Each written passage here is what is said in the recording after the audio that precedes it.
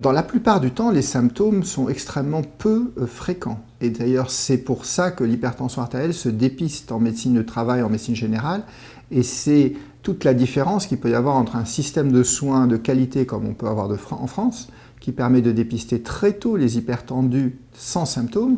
par rapport à des systèmes plus défaillants ou moins efficients, où on attend que l'hypertendu soit compliqué ou présente une complication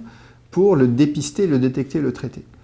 Aujourd'hui, néanmoins, quand on interroge un hypertendu qu'on a dépisté, on se rend compte le plus souvent qu'il a quand même eu quelques symptômes qu'il a négligés, qui sont les maux de tête, les bourdonnements d'oreilles, des vertiges, des essoufflements à l'effort, parfois des palpitations à l'effort.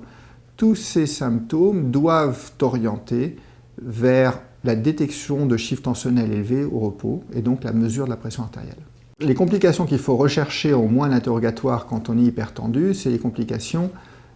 les signes des complications. Ce sont effectivement des troubles neurologiques qui auraient pu être passés inaperçus ou négligés, une maladresse d'un bras très transitoire, la perte de la vision d'un œil de manière transitoire, l'impression de ne pas pouvoir articuler de manière transitoire, les douleurs dans la poitrine qui doivent effectivement évoquer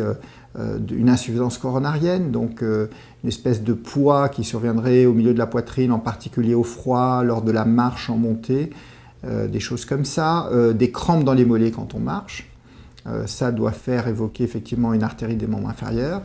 Les maladies rénales sont malheureusement extrêmement sournoises et c'est que les biologiques faits par des prises de sang qui permettent par le calcul du taux de créatinine qui permettent de connaître la réalité de la fonction des reins.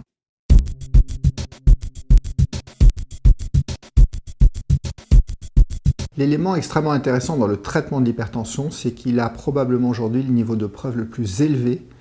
en termes d'efficacité de tous les médicaments qu'on a en prévention. Parce qu'on a plus d'1 million de patients qui, depuis 50 ans, ont été inclus dans des essais thérapeutiques qui, à chaque fois, se sont avérés positifs. Nommément, dès qu'on baisse la pression artérielle, ne serait-ce même de quelques millimètres de mercure,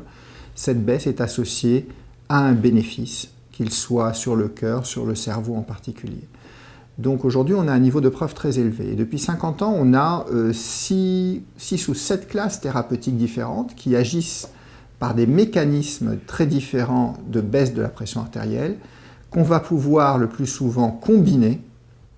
pour agir chez un individu donné en permettant d'obtenir une baisse de pression avec une tolérance correcte. Parce que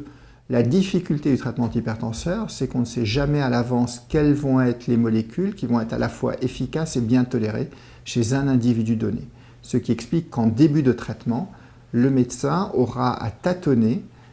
plusieurs mois avant de trouver la bonne recette qui va conjuguer plusieurs médicaments, le plus souvent,